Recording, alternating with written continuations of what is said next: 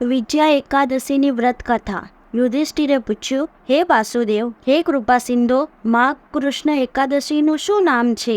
આપ કૃપા કરી મને કહો. શ્રી કૃષ્ણ બોલ્યા, હે રાજેન્દ્ર, માઘ કૃષ્ણ એકાદશીનું નામ વિજયા છે. એ વ્રતીને સદા જય આપે છે અને એના પાપ હરી લે છે. એક સમયે દેવર્ષિ નારદે કમલાસન બ્રહ્માને પૂછ્યું, હે સુરશ્રેષ્ઠ, માઘ કૃષ્ણ વિજયા એકાદશીનું વ્રત કૃપા કરીને કહો. બ્રહ્મા બોલ્યા, હે નારદ, એ પાપહરા વિજયા એકાદશીની વ્રત કથા કહું છું, તો સાંભળ. આ પુરાતન પવિત્ર અને પાપહર વ્રત મેં કોઈને કહ્યું નથી. આ વિજયા એકાદશીનું વ્રત વ્રતીને નિસંશય વિજય અપાવે છે.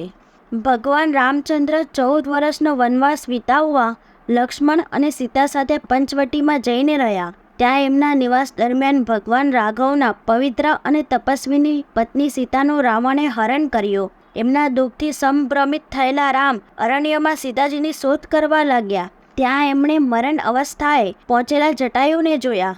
સીતાના હરણનો સગળો વૃત્તાંત કહી જટાયુએ પ્રાણ છોડ્યા. અરણ્યમાં આગળ વધતા એમણે કબંધ નામના અસુરને ફળ્યો.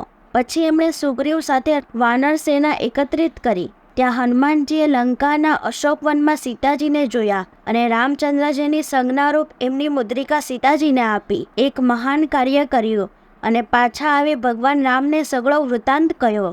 પછી સુગ્રીવની અનુમતિથી વાનરસેના સાથે ભગવાન રામે પ્રસ્થાન કર્યું અને સમુદ્રના તટ પર પહોંચ્યા.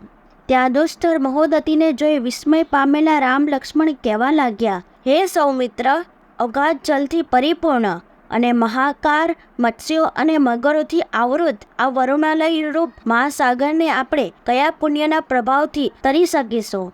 સાહજિકતાથી તરી જવાય એવો કોઈ સરળ ઉપાય મને જણાતો નથી. લક્ષ્મણ બોલ્યા, હે ભગવાન, આપ તો આદિદેવ પુરાણ પુરુષોત્તમ છો. આ દ્વીપની મધ્યમાં જ 2 યોજન દૂર બગદાલભ્ય મુનિનો આશ્રમ છે. હે રઘુનંદન, એમણે તો અનેક બ્રહ્માઓને જોયા છે, એટલે પુરાતન મહર્ષિને પૂછવાથી કંઈ ઉપાય મળશે. લક્ષ્મણના આવા સુશોભન વચન સાંભળી રામ મહર્ષિ બગદાલભ્યના આશ્રમમાં ગયા અને દેવો જેમ ભગવાન વિષ્ણુને નમે છે એમ એમના ચરણોમાં પ્રણામ કર્યા. મુનિએ તરત જ જાણ્યું કે રામ એ તો પુરાણ અને પુરુષોત્તમ આદિદેવ છે અને કારણવશાત જ એમણે માનુષી રૂપ ધારણ કર્યું છે. એટલે એ મહર્ષિ તરત જ પૂછ્યું, હે રામ, આપનું આગમન ક્યાંથી થયું છે? રામ બોલ્યા, હે મહામુને, આપના અનુગ્રહથી હું લંકાને રાક્ષસો સહિત જીતી લેવા સૈન્ય સહિત સમુદ્રના તટ સુધી આવી પહોંચ્યો છું. હે સુવ્રત, આપની કૃપાથી આ સમુદ્ર તરી જવાય એવો મને ઉપાય બતાવો અને એ જ કારણથી આપના દર્શન માટે આવ્યો છું. મુનિ બોલ્યા, હે રામ, હું તમને એક ઉત્તમ વ્રત કહું છું. એ વ્રત કરવાથી તમે રાક્ષસો સહિત લંકાને જીતી લેશો અને મહાન કીર્તિ પ્રાપ્ત કરશો. એ વ્રત તમે એકાગ્રચિત્તથી કરો. માઘ કૃષ્ણ એકાદશી વિજયા નામે સુપ્રસિદ્ધ છે. એ વ્રતના આચરણથી તમે વાનરો સહિત સમુદ્ર પાર કરશો અને વિજય પામશો. હવે એ વ્રતનો વિધિ સાંભળો.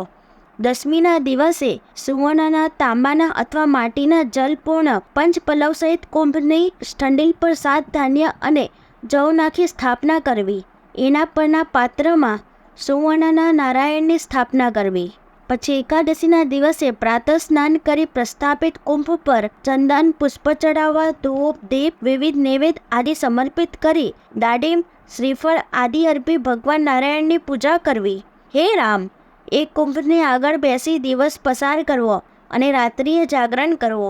હે નૂર, બારસના દિવસે સૂર્યોદય સમયે એ કુંભ કોઈ નદી, તળાવ, ઝરણા જેવા જલાશય પાસે લઈ જવો અને ત્યાં એની વિધિપૂર્વક સ્થાપના કરી પૂજા કરવી. પછી એ કુંભ અને નારાયણની મૂર્તિ વેદ પારંગત મુનિને મહાદાન સહિત અર્પણ કરવી. હે રામ, તમે તમારા યુથપતિઓ સાથે આ વ્રત કરો. તમારો નિશ્ચિત રીતે જય થશે. રામે મુનિના કહેવા પ્રમાણે વ્રત કર્યો અને એમનો વિજય થયો. હે રાજન, જેઓ આ વિધિથી વિજયા વ્રત કરે છે એમનો આ લોકમાં વિજય થાય છે અને તેઓ પરલોકમાં અક્ષય નિવાસ પામે છે. એટલે હે પુત્ર નારદ, આ વિજયા વ્રત અવશ્ય કરવો. વિજયાનું મહાત્મય પઠન અને શ્રવણ અનેક પાપોનો નાશ કરે છે અને વાજપેયી યજ્ઞનું ફળ અર્પે છે. આમ સ્કંદ પુરાણમાં કહેલું વિજયા એકાદશીનું મહાત્મય પૂર્ણ થયું.